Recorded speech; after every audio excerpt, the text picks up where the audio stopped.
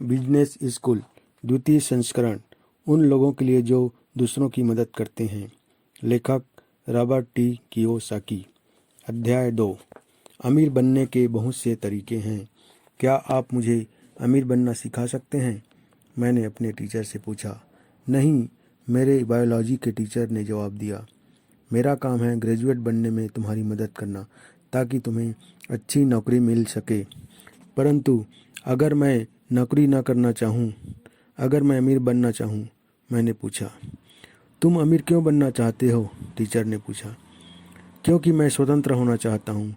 मैं जो करना चाहता हूँ उसे करने के लिए मैं पर्याप्त धन और समय चाहता हूँ। मैं अपनी सारी ज़िंदगी किसी का कर्मचारी नहीं बनना चाहता। मैं यह नहीं चाहता कि मेरे जीवन के सपने मेरी तनख्वाह के आकार के हिसाब से तय हों। यह बकवास है।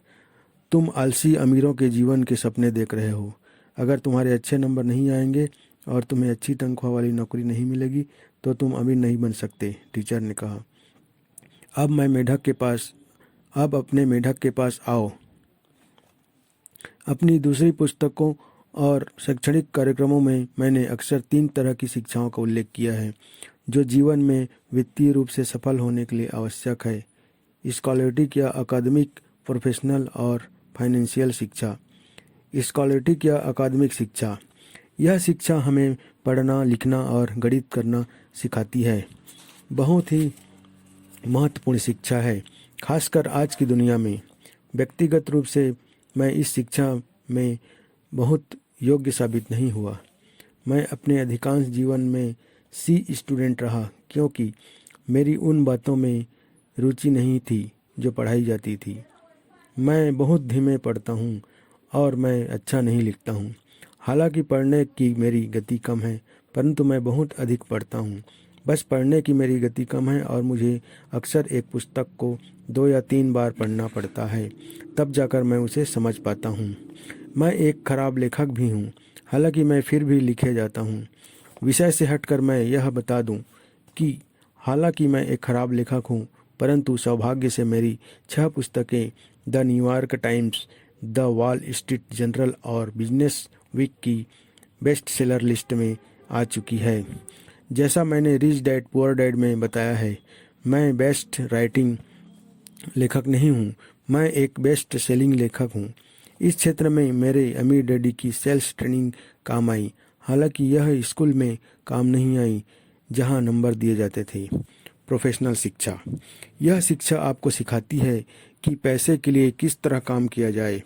मेरी जवानी के दिनों में बुद्धिमान बच्चे डॉक्टर, वकील और अकाउंटेंट बनते थे। कई प्रोफेशनल स्कूल लोगों को medical assistant, plumber, builder, electrician और ऑटोमोबाइल मैकेनिक बनना सिखाते हैं। अगर आप अपनी फ़ोन बुक के पीले पृष्ठों में शिक्षा या स्कूल के कॉलम में देखेंगे तो आप पाएंगे कि यह पन्ने ऐसे स्कूलों से भरे पड़े हैं जो लोगों को ऐसे प्रोफेशन शिक्षा सिखाते हैं जिनसे उन्हें रोजगार पाने के अधिक अवसर उपलब्ध हों। व्यक्तिगत रूप से चूंकि मैंने शिक्षा के पहले स्तर यानी अकादमिक शिक्षा में अच्छा प्रदर्शन नहीं किया था, इसलिए मुझे डॉक्टर, वकील या अकाउंटेंट बनने के लिए प्रोत्साहित नहीं किया गया।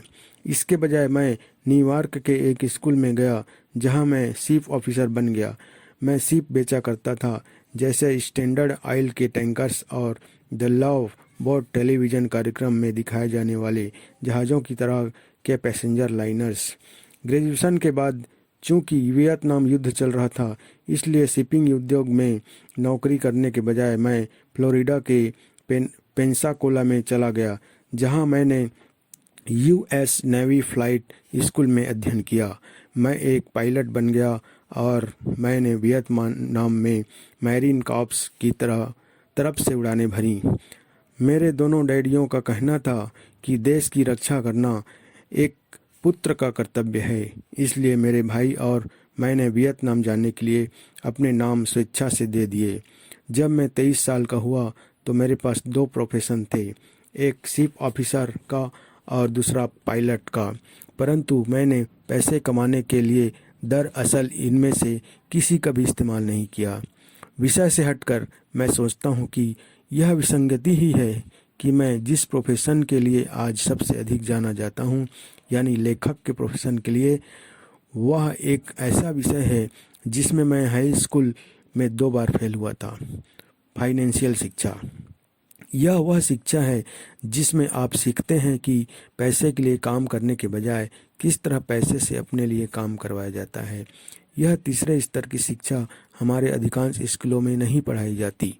मेरे गरीब डैडी का विचार था कि असली दुनिया में सफल होने के लिए इंसान को अच्छी अकादमिक और प्रोफेशनल शिक्षाओं की ही ज़रूरत थी, परंतु मेरे अमीर डैडी कहते थे, अगर तुम्हारी फाइनेंशियल शिक्षा कमज़ोर है तो तुम हमेशा अमीरों के लिए काम करते रहोगे। richdad.com ने मैं अपनी तरफ से पूरी कोशिश की है कि ऐसे प्रोडक्ट बनाए जाएं जो वही फाइनेंशियल शिक्षा दे सकें जो मेरे अमीर डैडी ने मुझे सिखाई थी।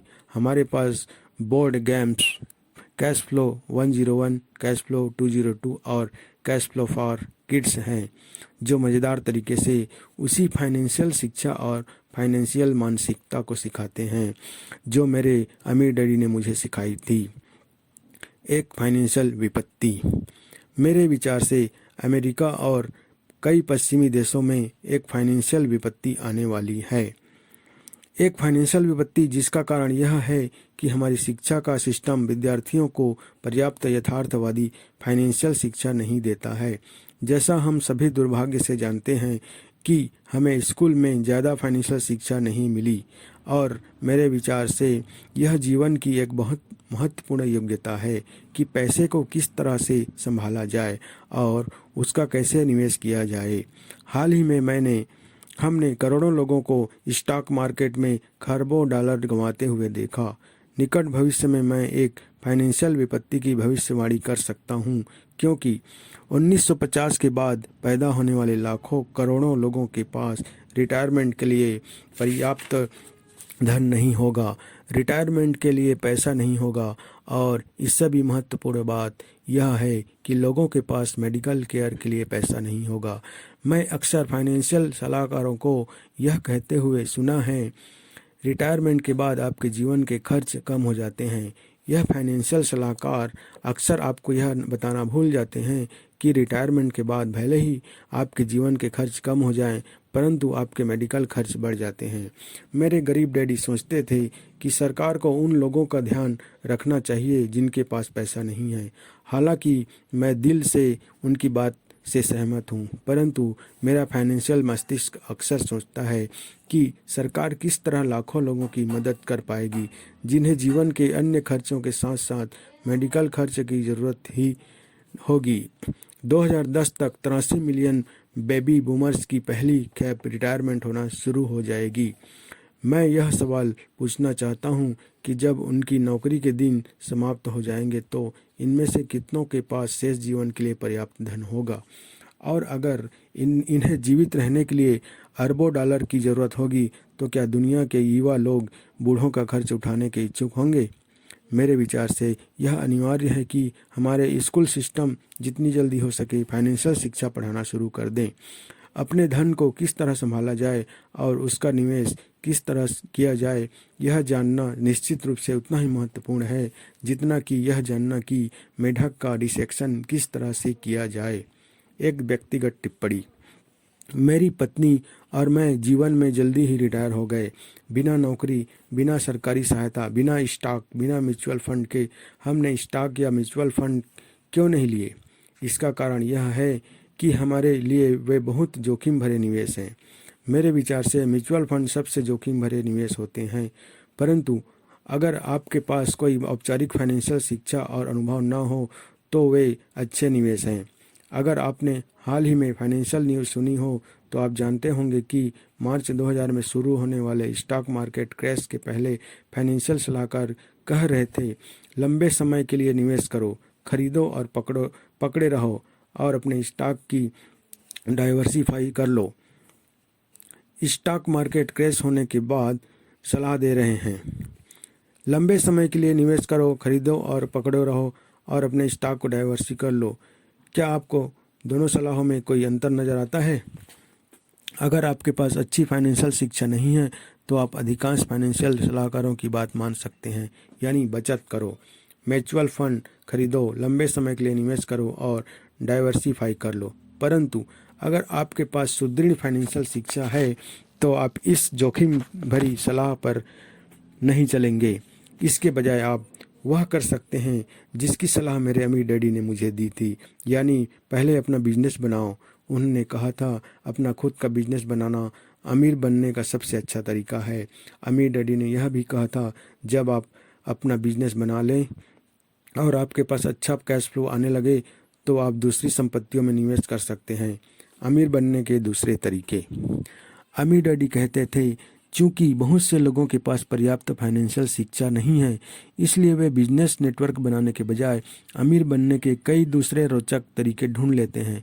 उदाहरण के लिए, करोड़ों लोग अमीर बनने के लिए लॉटरी खेल रहे हैं या कड़ी मेहनत करके पैसे बचा रहे हैं, और कुछ लोग तो इन तरीकों का प्रयोग करके सचमुच अमीर बन जाते हैं।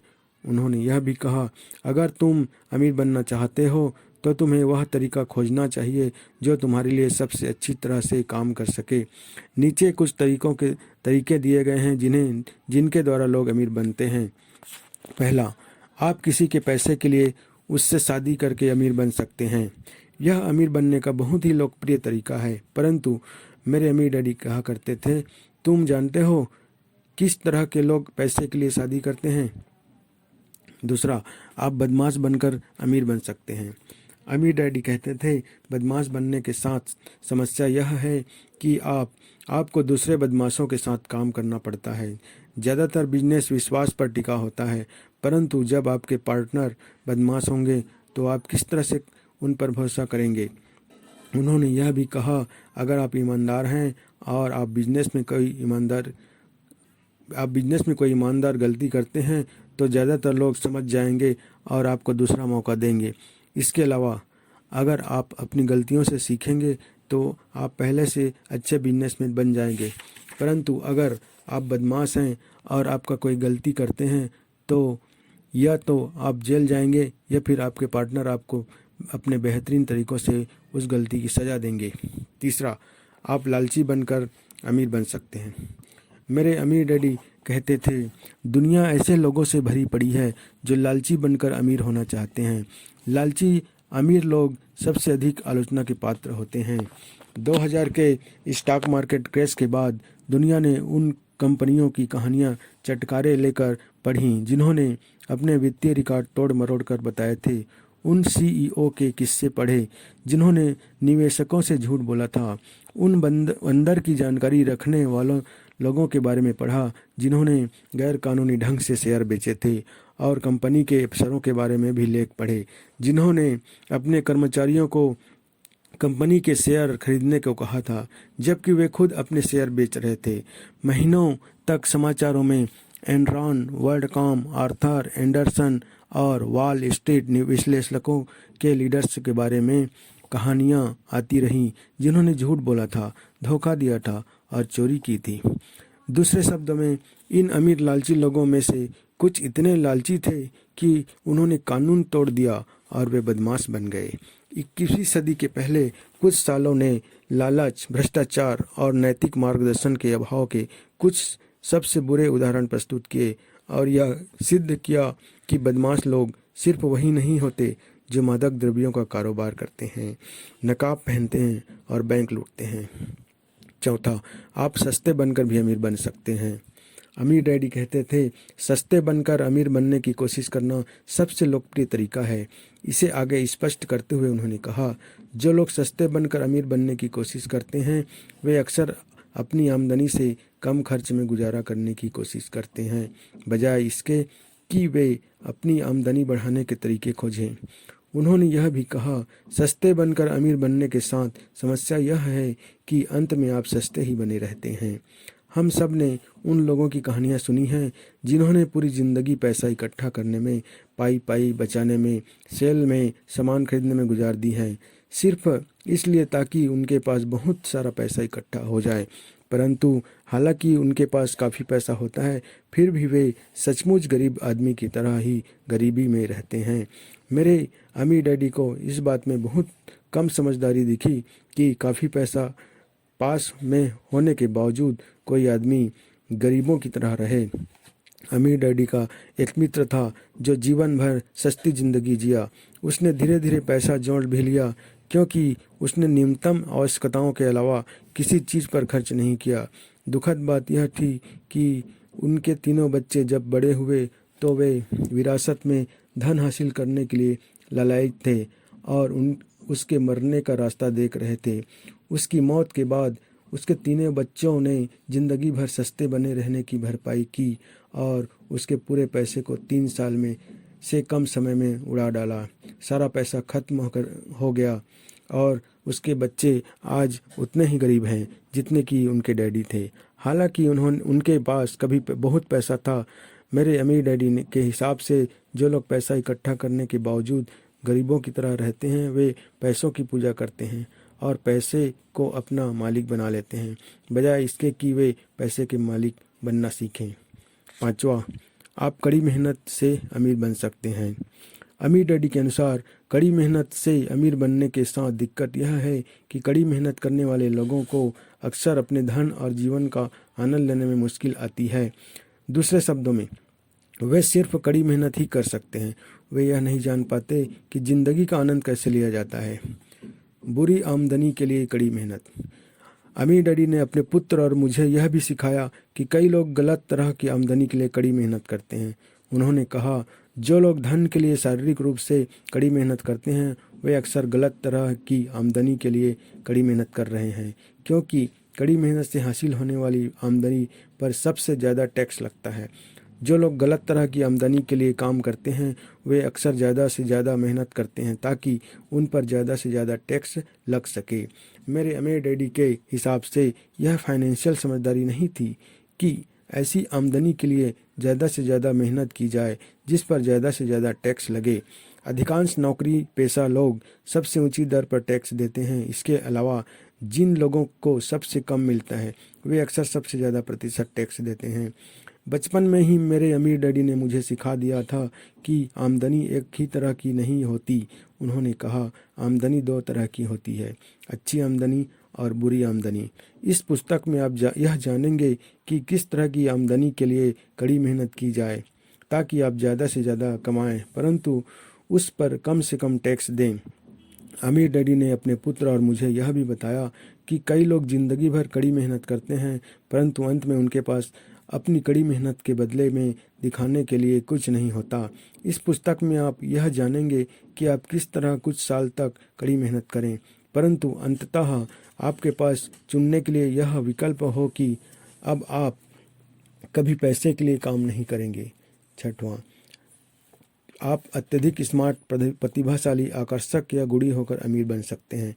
टाइगर वुड्स अत्यंत प्रतिभाशाली गोल्फर के एक उदाहरण हैं। एक गोल्फर जिन्होंने अपनी प्रतिभा को विकसित करने में कई साल लगाए, परंतु प्रतिभाशाली, स्मार्ट या गुणी होना अमीर बनने की गारंटी नहीं है। अमीर डैडी कहते हैं, दुनिया ऐसे प्रतिभाशाली लोगों से भरी पड़ी है जो कभी अमीर नहीं बन पाते। हॉलीवुड में ही देख लो, वहाँ पर आपको कई सुंदर, आकर्षक और प्रतिभाशाली एक्टर मिलेंगे जिनकी आमदनी ज़्यादातर लोगों से कम है।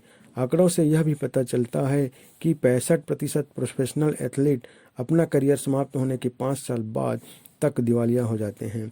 पैसे की दुनिया में अमीर बनने के लिए ईश्वर द्वारा आपको दिए गए दिमाग, प्रतिभा या सुंदरता ही काफ़ी नहीं है, आपको इससे अधिक की आवश्यकता होती है। 7वां, आप किस्मत के सहारे अमीर बन सकते हैं। किस्मत के सहारे अमीर बनने की कोशिश करना लगभग उतना ही लोकप्रिय है जितना कि सस्ते बनकर अमीर बनने की कोशिश करना। जैसा हम में से ज़्यादातर लोग जानते हैं, करोड़ों लोग लॉटरी के रेस के घोड़ों, कैसीनो और खेलों पर अरबों डॉलर, शायद खरबों डॉलर दांव पर लगाते हैं और सभी यह उम्मीद करते हैं कि किस्मत उन पर मेहरबान होकर उन्हें अमीर बना देगी। जैसा हम सभी जानते हैं कि एक ही व्यक्ति खुशकिस्मत होगा जबकि हजारों या लाखों लोग बदकिस्मत होंगे।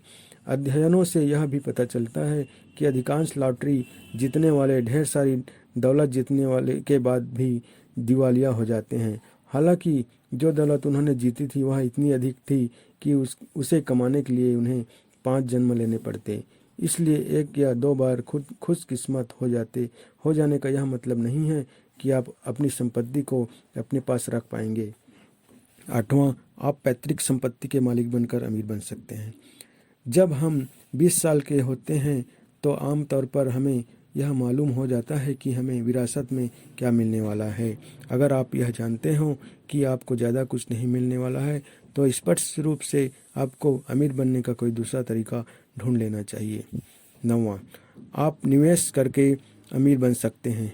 मुझे अक्सर जो शिकायतें सुनने को मिलती हैं उनमें से एक यह है कि निवेश करने के लिए पहले आपके पास धन होना चाहिए।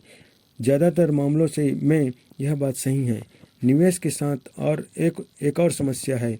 अगर आप वित्तीय रूप से शिक्षित नहीं हैं और आपके पास निवेश करने का प्रशिक्षण नहीं है तो आप अपने पूरे निवेश को गंवा सकते हैं। जैसा हमने देखा है, स्टॉक मार्केट जोखिम भरा और अविश्वसनीय है, जिसका अर्थ यह है कि एक दिन आप पैसा कमाते हैं और अगले दिन आपका सारा पैसा चला जाता है।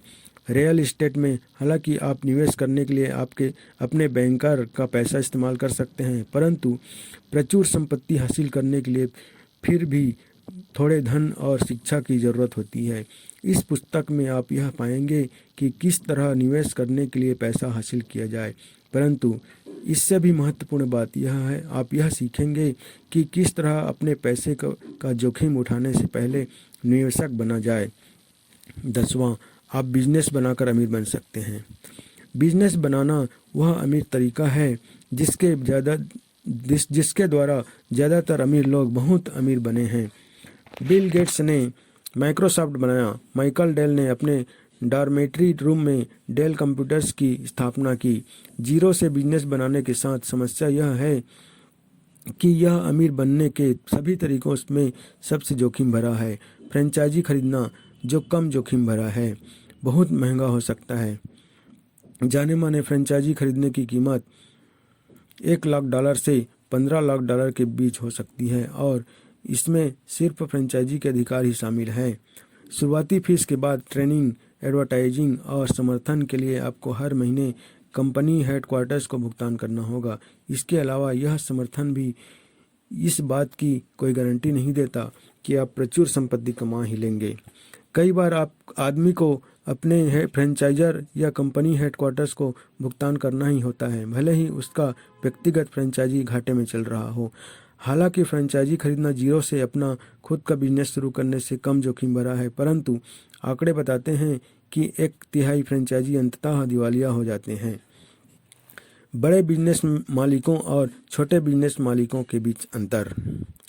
अमीर बनने के 11वें तरीके पर आगे बढ़ने से पहले मैं यह बताना चाहता हूँ कि छोटे बिजनेस मालिक और बड़े बिजनेस मालिक में क्या अंतर होता है। अंतर यह होता है कि बड़े बिजनेस मालिक नेटवर्क बनाते हैं।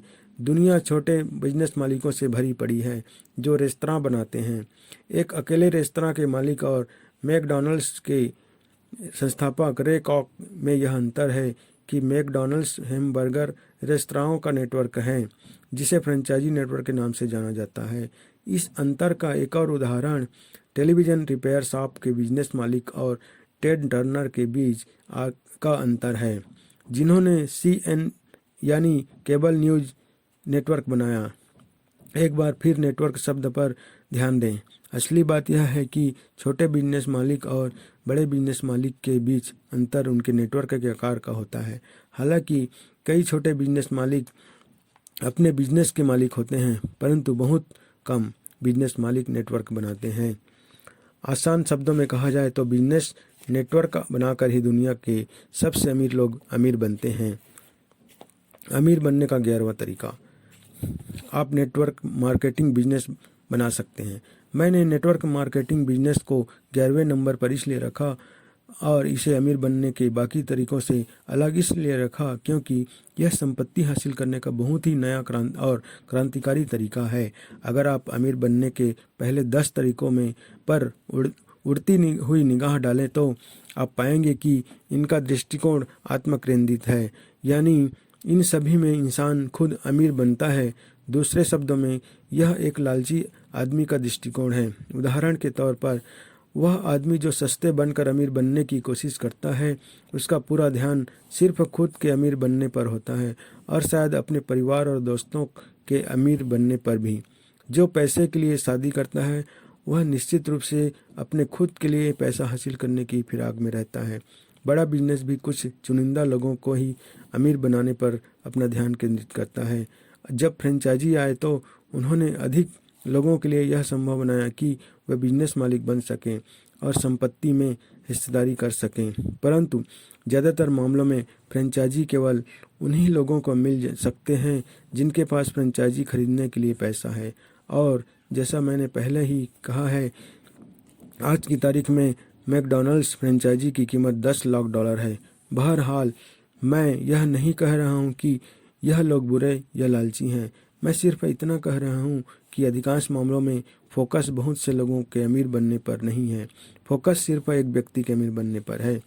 मैंने नेटवर्क मार्केटिंग को अमीर बनने के 11वें तरीके के रूप में इसलिए रखा क्योंकि यह एक क्रांतिकारी नया तरीका है जो संपत्ति को हर उस आदमी के साथ बांटना चाहता है जो सचमुच प्रचुर संपत्ति हासिल करना चाहता है। नेटवर्क मार्केटिंग सिस्टम इस तरह से बनाया गया है कि कोई भी आदमी इस संपत्ति में हिस्सेदारी कर सकता है। नेटवर्क मार्केटिंग सिस्टम, जिसे मैं अक्सर व्यक्तिगत फ्रेंचाइजी या एक अदृश्य बड़ा बिजनेस नेटवर्क कहता हूँ, मेरे विचार से पैसे कमाने का बहुत ही प्रजातांत्रिक तरीका है। यह सिस्टम हर उस आदमी के लिए खुला है जिसमें आगे बढ़ने की इच्छा है, संकल्प है और लगन है। यह सिस्टम इस बात की सचमुच परवाह नहीं करता कि आप किस कॉलेज में पढ़े हैं या आप किस कॉलेज में पढ़े भी हैं या नहीं, या आप आज कितना धन कमा रहे हैं, आपकी जाति या लिंग क्या है, आप कितने आकर्षक हैं, आपके माता पिता क्या हैं, या आप कितने लोकप्रिय हैं। ज़्यादातर नेटवर्क मार्केटिंग कंपनियां मूलभूत रूप से सिर्फ इस बात की परवाह करती हैं कि आप सीखने के लिए, बदलने और विकास करने के लिए कितने इच्छुक हैं। और जब आप बिजनेस मालिक बनना सीखते हैं तो क्या आप में वह हौसला है कि आप राह में आने वाली मुश्किलों से नहीं घबराएंगे। हाल ही में मैंने एक बहुत प्रसिद्ध और अमीर निवेशक की ऑडियो रिकॉर्डिंग सुनी जो एक प्रसिद्ध बिजनेस स्कूल में भाषण दे रहे थे। मैं उस स्कूल या उस निवेशक का नाम इसलिए नहीं बता रहा हूँ क्योंकि मैं जो कहने जा रहा हूँ वह उनके लिए बहुत अच्छी बात नहीं है। उन्होंने कहा था, मैं लोगों को निवेश करना सिखाने में रुचि नहीं लेता, मैं जीवन में आगे बढ़ने में, गरीब लोगों की मदद करने में रुचि नहीं लेता। मैं सिर्फ यह चाहता हूं कि आप जैसे बुद्धिमान लोगों के साथ इस प्रसिद्ध बिजनेस स्कूल में समय बिताऊं। हालांकि मैं व्यक्तिगत रूप से उनकी बातों से सहमत नहीं हूं, परंतु मैं उनकी ईमानदारी की प्रशंसा करता हूं। चूँकि मैंने अपना जीवन अपने अमीर डैडी के अमीर दोस्तों के बीच रहते हुए गुजारा है, इसलिए मैंने अक्सर इस तरह की बातें सुनी हैं, परंतु उन्हें समझदारी से और धीरे से कहा गया था। वे लोग सार्वजनिक चैरिटी कार्यक्रमों में जाते थे और लोकप्रिय परोपकारी कार्यों में दान भी देते थे, परंतु उनमें से कई ऐसा सिर्फ इसलिए करते थे ताकि उन्हें सामाजिक सराहना और सम्मान मिले। उनकी निजी बातों में मैंने अक्सर उनके असली विचार सुने हैं और वे विचार उस प्रसिद्ध निवेशक के उस प्रसिद्ध बिजनेस स्कूल में बोले गए विचारों की तरह ही थे। स्पष्ट रूप से सभी अमीर लोगों को यही नज़रिया नहीं होता, परंतु मुझे लगातार हैरानी होती है कि कितने सारे अमीर और सफल लोग सिर्फ इसलिए अमीर और सफल हैं क्योंकि वे लालची हैं और उन्हें कम खुशकिस्मत लोगों की मदद करने में ज़रा भी रुचि नहीं है। एक बार फिर मैं यह कहना चाहूँगा कि सभी अमीर लोगों का यह नज़रिया नहीं होता, परंतु मैं जानता हूँ ऐसे अमीर लोग काफ़ी संख्या में हैं। वह मूलभूत कारण जिसकी वजह से मैं नेटवर्क मार्केटिंग उद्योग का समर्थन करता हूं, यह है कि इसका सिस्टम दौलत हासिल करने के पुराने सिस्टम से अधिक न्यायपूर्ण है। हेनरी फोर्ड, जो दुनिया के महानतम बिजनेसमैनों में से एक थे, अपनी फोर्ड मोटर कंपनी के मिशन सूत्र वाक्य को पूरा करके अमीर बने। फोर्ड का मिशन सूत्र वाक्य था, कारों को प्रजातांत्रिक कर दो। यह सूत्र वाक्य इसलिए क्रांतिकारी था क्योंकि सदी की शुरुआत में कारें सिर्फ अमीरों के लिए उपलब्ध थीं। हेनरी फोर्ड का विचार कारों को हर आदमी की पहुंच में लाना था और यही कारों को प्रजातांत्रिक कर दो का अर्थ था। रोचक बात यह है कि हेनरी फोर्ड एडिसन के कर्मचारी थे और अपने खाली समय में उन्होंने अपनी पहली कार बनाई। 1903 में फोर्ड मोटर कंपनी का जन्म हुआ। उत्पादन लागत में कटौती करके असेंबली लाइन को अपनाकर और सस्ती औसत कारों का बड़े पैमाने पर उत्पादन करके फोर्ड दुनिया के सबसे बड़े कार उत्पादक बन गए। न सिर्फ उन्होंने अपनी कार को सस्ता बनाया बल्कि उन्होंने उद्योग में सबसे ऊंचे वेतन भी दिए। साथ ही उन्होंने अपने कर्मचारियों को लाभ में हिस्सा देने की योजना भी बनाई और हर साल $3 करोड़ से अधिक उनमें बांट दिए। और 20वीं सदी के शुरुआती दशक में $3 करोड़ का मूल्य बहुत ज़्यादा हुआ करता था। दूसरे शब्दों में हेनरी फोर्ड एक ऐसे आदमी थे जो इसलिए अमीर बन सके क्योंकि वे न सिर्फ अपने ग्राहकों की परवाह करते थे बल्कि वे अपने कर्मचारियों को भी परवाह करते थे। वे लालची व्यक्ति होने के बजाय एक उदार व्यक्ति थे। तथाकथित बौद्धिक समाज ने हेनरी फोर्ड की आलोचना की और उन पर व्यक्तिगत आक्षेप भी लगाए। हेनरी फोर्ड बहुत ही शिक्षित नहीं थे और थॉमस एडिसन की तरह उनका अक्सर इसलिए मजाक उड़ाया कर जाता था क्योंकि उनके पास औपचारिक शिक्षा नहीं थी। हेनरी फोर्ड के बारे में मेरी फेवरेट कहानियों में से एक वह है जब उनसे तथाकथित बुद्धिमान व्यक्तियों के सामने एक टेस्ट में भाग लेने का आग्रह किया गया। स्मार्ट लोगों का एक समूह मौखिक टेस्ट लेने के लिए आया। वे यह साबित करना चाहते थे कि फोर्ड अज्ञानी थे। एक बुद्धिजीवी ने उनसे इस तरह का सवाल पूछा कि वे जो रोल्ड स्टील बनाते हैं उसकी टेंसाइल मजबूती कितनी है। फोर्ड को जवाब नहीं मालूम था। उन्होंने अपनी मेज पर रखे कई फ़ोनों में से एक फ़ोन उठाया और अपने वाइस प्रेसिडेंट को बुलाया जिसे जवाब मालूम था। वाइस प्रेसिडेंट आया। फोर्ड ने उनसे वह सवाल पूछा और वाइस प्रेसिडेंट ने वह जवाब दे दिया जो बुद्धिजीवी लोग चाहते थे। अगले स्मार्ट व्यक्ति ने एक और सवाल पूछा। एक बार फिर फोर्ड को जवाब नहीं मालूम था, इसलिए उन्होंने फ़ोन करके स्टाफ के अपने एक आदमी को बुलाया जिसे जवाब मालूम था। यह प्रक्रिया चलती रही जब तक आखिरकार एक स्मार्ट आदमी ने चिल्लाकर यह नहीं कहा, देखिए, इससे यह साबित होता है कि आप अज्ञानी हैं। आप हमारे पूछे गए एक भी सवाल का जवाब नहीं दे पाए। हेनरी फोर्ड ने इस तरह का जवाब दिया, मैं जवाब इसलिए नहीं जानता क्योंकि मैं अपने दिमाग में उन जवाबों का कचरा नहीं रखना चाहता जो आप चाहते हैं। मैं आपके स्कूलों के स्मार्ट युवा लोगों को नौकरी पर रखता हूं जिन्होंने वे सारे जवाब रट रखे हैं जो आप मुझसे रटने की उम्मीद करते हैं। मेरा काम उस जानकारी को रटना नहीं है जिसे आप बुद्धिमानी समझते हैं। मेरा काम अपने दिमाग को इस तरह के कचरे और छोटे तथ्यों से खाली रखना है ताकि मैं सोच सकूं। इस बिंदु पर उन्होंने बुद्धिजीवियों और स्मार्ट लोगों को वहां से विदा लेने के लिए कहा। वर्षों तक मैं हेनरी फोर्ड की इस कहावत को याद करता रहा जो मेरे हिसाब से उनके सबसे महत्वपूर्ण कथनों में से एक है, सोचना सबसे कठिन काम है, इसीलिए बहुत कम लोग यह काम करते हैं। हर एक के लिए संपत्ति। मेरे विचार से यह नए प्रकार का बिजनेस, नेटवर्क मार्केटिंग बिजनेस, एक क्रांति है, सिर्फ इसलिए क्योंकि इतिहास में पहली बार अब यह हर एक के लिए संभव है कि वह संपत्ति में हिस्सेदार बन सके, जबकि अब तक यह चुनिंदा या खुशकिस्मत लोगों के लिए ही संभव था। मैं जानता हूं कि इस नए प्रकार के बिजनेस को लेकर कुछ विवाद हैं और बाकी बिजनेसों की तरह इस बिजनेस में भी कुछ लालची और बदमाश लोग घुस आए हैं जो इस बिजनेस के माध्यम से फटाफट अमीर बनना चाहते हैं। परंतु अगर आप पीछे हटकर इस नए प्रकार के बिजनेस की तरफ देखें तो यह सामाजिक रूप से एक बहुत ही जिम्मेदार सिस्टम है जो संपत्ति का न्यायोचित बंटवारा करता है। नेटवर्क मार्केटिंग बिजनेस लालची लोगों के लिए अच्छा बिजनेस नहीं है। इसे इस तरह से बनाया गया है कि यह उन लोगों के लिए आदर्श बिजनेस साबित हो जो दूसरों की मदद करना पसंद करते हैं।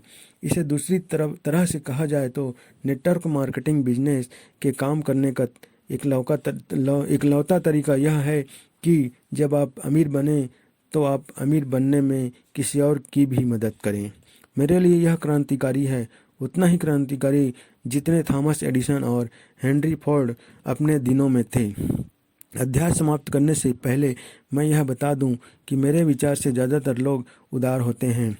मैं लालच की निंदा नहीं करता क्योंकि थोड़ा बहुत लालच और व्यक्तिगत आत्मरुचि हमेशा स्वस्थ होते हैं, परंतु जब लालच या व्यक्तिगत लाभ सीमा से बहुत अधिक बढ़ जाता है, तभी हम में से ज़्यादातर लोग विरोध करते हैं या नफ़रत में अपना सिर हिलाते हैं।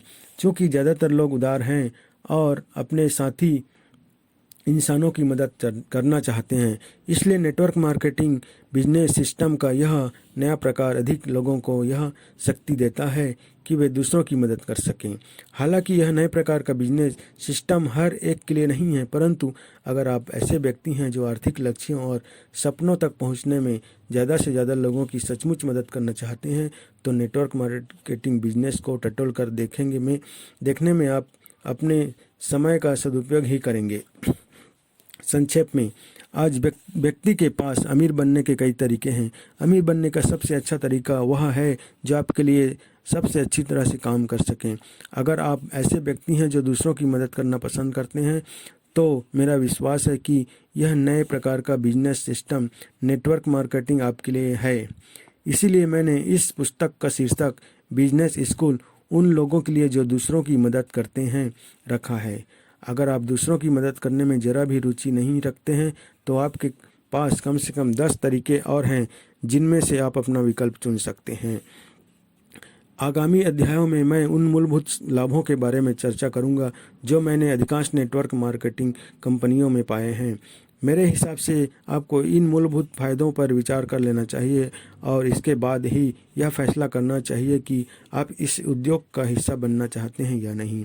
अमीर डैडी ने अपने पुत्र और मुझे सिखाया था कि मूलभूत जीवन मूल्य धन से बहुत अधिक महत्वपूर्ण होते हैं। वे अक्सर कहते थे, आप सस्ते और लालची होकर भी अमीर बन सकते हैं, आप प्रचुर और उदार होकर भी अमीर बन सकते हैं। आप जो तरीका चुनते हैं वह तरीका वही होगा जो आपके अंदर के मूलभूत जीवन मूल्यों के सबसे करीब होगा। अध्याय 2 समाप्त।